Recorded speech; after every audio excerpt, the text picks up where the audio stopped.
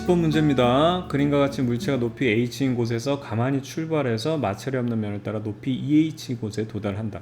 자, 여기서 중력이 h만큼 이랬죠. 그럼 운동 에너지가 mgh만큼 됐을 거고, 그리고 나서 다시 포텐셜 에너지로 질량은 변함이 없으니까 mgh, 즉 h만큼 올라가야 되는데 2h만큼 올라갔다는 얘기는 추가적인 E를 받았다는 얘기예요.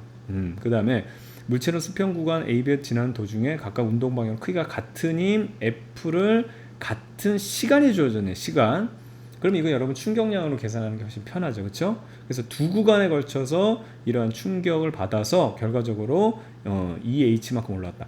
즉 여기서부터 원래 여기서 멈춰야 되는 게 이만큼 h만큼 더 올라왔다는 얘기는 두 구간에 받은 이 충격량, 쉽게 말하면 이 에너지가 결과적으로는 mgh랑 같다는 얘기를 우리가 알 수 있는 거죠. 그렇죠? 그래서 높이 EH인 곳에 도달했을 때 물체의 속력은 0이라고 되어 있고요. A에서 F가 물체가 한 일을 WA, 여기요. 그 다음에 B에서 F가 물체 한 일을 WB라고 할 때 이 일의 B를 구하라고 되어 있습니다. 자, 우선은 같은 힘을 같은 시간 동안 받았기 때문에 여기는 F 곱하기 T라는 충격량을 받았어요. 시간이 주어졌기 때문에 선생님 바로 그냥 그 충격량으로 계산을 하려고 하는 거고요. 여기도 마찬가지로 F 곱하기 T라는 충격량을 받았어요. 그렇죠? 근데 이제 여기서 이 문제가 이렇게 볼 수 있는데 뭐냐면 처음에 운동 에너지가 0이잖아요. 그렇죠? 근데 이제 요게 충격량을 우리가 계산해 주려고 하기 위해서 H만큼 떨어졌을 때 이때 운동 에너지를 전할 때 속력이 있잖아요. 그러면 얘 질량 M, 그때 속력을 뭐 V라고 한다면 MV. 그때 운동량을 선생님이 P로 하겠습니다. P. 속력이 V일 때. 그럼 여기에 이제 충격량을 받았는데 이때 받은 충격량의 그 크기를 요 P 다시로 놓게 되면 A 구간이 끝났을 때는 분명히 어떻게 되냐면 P 플러스 P 다시가 됐을 거예요. 맞죠? 그 다음에 다시 H만큼 올라갔잖아요. 그럼 여기서부터 여기까지 운동량이 P가 증가했으니까 여기도 운동량 P가 증가됐을 것이다. 그러니까 감소됐을 것이다. 거꾸로. 그럼 여기는 어떻게 되냐? 다시 P가 빠져야 되기 때문에 P 다시만 남을 거고. 그 다음에 똑같은 충격을 받았기 때문에 이 P 다시가 여기 더해질 거죠. 그럼 이 구간은, 이 부분은 P 다시에다가 P 다시가 더 더해지니까 2P 다시. 그쵸? 2P 다시가 될 거고, 그 다음에 H만큼 또 빠지니까 2P 다시 빼기 이게 얼마가 돼야 되냐면 P. 이렇게 여러분들이 이렇게 순차적으로 할 수 있을 가능성이 크다고 생각하는데 이러면 안 돼요. 이러면 안 됩니다. 이게 잘못됐어요. 이게 왜 잘못됐는지 지금도 선생님 말씀드릴 테니까 잘 들어보길 바랍니다.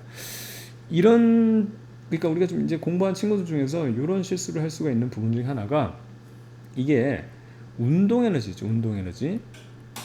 이 운동 에너지를 갖다가 운동량으로 표현을 해주게 되면은 이렇게 표현할 수 있어요. M P의 제곱. 그렇죠? 여기서 중요한 게 제곱이라는 형태거든요. 이게 왜 제곱이 되느냐? 운동량과 에너지로 전환될 때요. 예를 들어서 이제 쉽게 말하면 속력하고 거리거든요. 예를 들어 가속도, 우리가 지금까지 공부를 해왔지만 이 가속도가 그 다음에 속도가 되고 그 다음에 거리가 될 때, 가속도가 속도가 되고 거리가 될 때 여기에 시간적인 누적이 발생해요. 그래서 이거 우리가 차원이 커진다고 얘기를 하는 거거든요. 그래서 여기서 보면 요로 갈 때 단편적인 차원이지만 여기서 한 번에 갈 때는 t의 제곱 형태로 나오게 되죠. 이 부분을 주의해야 돼요. 이게 무슨 얘기냐면 처음에 0일 때 똑같은 지금 운동량을 받다 해서 내가 10만 원을 받았어. 10만 원을 벌었어. 예를 들어서 매일 10만 원씩 벌어. 근데 여기는요 이미 운동량을 가지고 있죠. 그래서 재산이 예를 들어서 1000만 원 있다고 해봐. 거기에서 10만 원을 벌어. 그러면 번 양은 얼마냐 그러면 10만 원으로 똑같아요. 여기나 매달 10만 원씩 번다. 이건 똑같은데 문제는요 이 거리를 묻고 있는 이 에너지에 대한 개념은 뭐냐면 차원이 높다 그랬죠. 시간이 누적되는 거기 때문에 에너지의 개념은 뭘로 생각하면 되냐면 이자의 개념으로 생각하면 돼. 이자의 개념. 분명히 10만 원씩 똑같이 벌지만 얘는 10만 원에 대한 이자가 계산되는 거고 얘는 1010만 원에 대한 그 이자가 계산되는 거기 때문에 얘가 엄청나게 급격하게 커진단 말이야. 그게 바로 이 제곱의 의미야, 여러분들. 아시겠어요? 그러니까 단편적으로 이걸 더하기 빼기로 하는 게 아닙니다. 왜냐하면 이 에너지와 운동량의 관계이기 때문에 이 제곱의 형태가 된다는 걸 여러분 반드시 기억을 해둬야 돼요. 되겠죠? 그래서 이 이자의 개념이라는 거. 그래서 이 부분을 정확히 알고 있느냐, 이걸 묻는 문제가 되겠거든요. 자, 그러면 이걸 한번 살펴볼게요.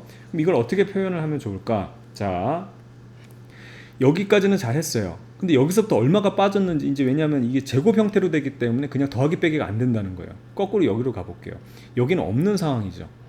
그 중에서 H만큼 올라와서 없기 때문에 여기는 이제 그 원금이 없는 상황이기 때문에 이자를 쳐도 처음부터 시작하는 거라서 여기랑 똑같은 상황이 되는 거예요.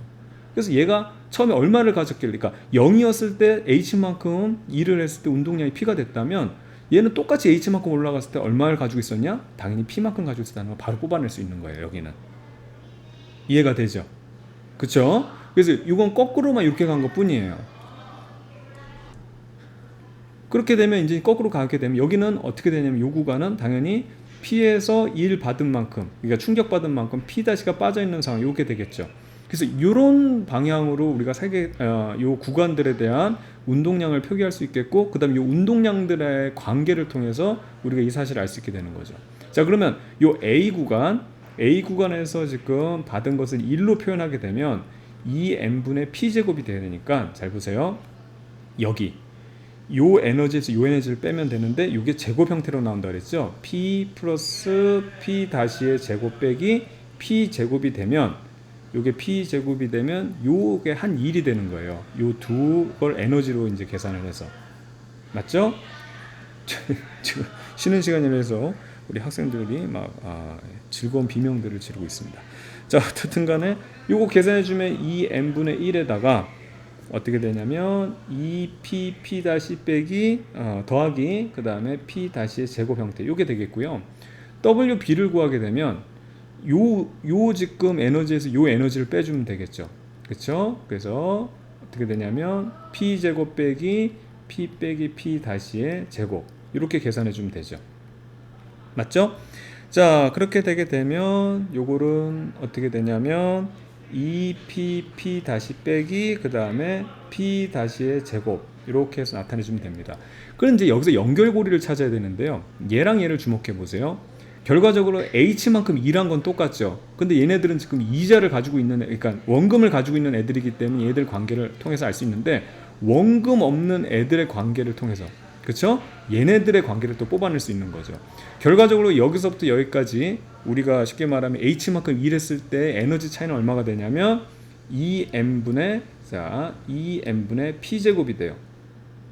맞죠? 그것이 바로 mgh라는 에너지 차이가 되는 겁니다. 이건 이제 0이니까 0 빼도 뭐 관계 없으니까. 근데 얘네들 차이도 결과적으로 mgh 차이기 때문에 이걸 우리가 계산할 수 있는 거예요. 이걸 계산하게 되면 어떻게 되냐면 2n분의 1에다가 자, 나중에 요거죠. 자, 나중에 p 빼기 p 다시의 제곱, 그 다음에 p 더하기 p 다시의 제곱 해준 값이 요거랑 똑같아야 되는 거죠. 맞죠? 그럼 얘들 없애주면 결국엔 p 제곱이라는 것을 계산할 수 있어요. p 제곱이라는 게 요거 계산해주면 어떻게 되냐면 4p 다시가 되니까, 여기서 할 수 있는 거는 p라는 것은 4p 다시라는 거죠. 됐죠? 그럼 여기다가 이제 적용해 주는 거죠. 여기 적용해 주면 요거 값이 요 안에 있는 값이 얼마가 되냐면 9p 다시의 제곱이 되겠고, 그 다음에 요거를 계산해 주면 요거는 7p 다시의 제곱이 됩니다. 결과적으로 얘네들의 b를 구하는 거니까 a가 밑으로 들어가면 되죠. 그래서 9가 밑으로 들어가고 그 다음에 7이 위로 올라가면 되니까 9분의 7.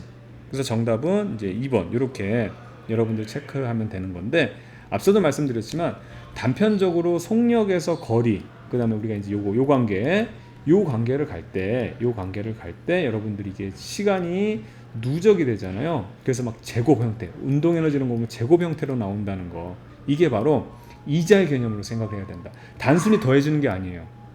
그렇죠? 은행에 10만 원 맡긴 사람이 받는 이자랑 1010만 원 맡긴 사람 이자는 다를 수밖에 없다는 거죠. 그 점을 잘 적용하기 바라겠습니다.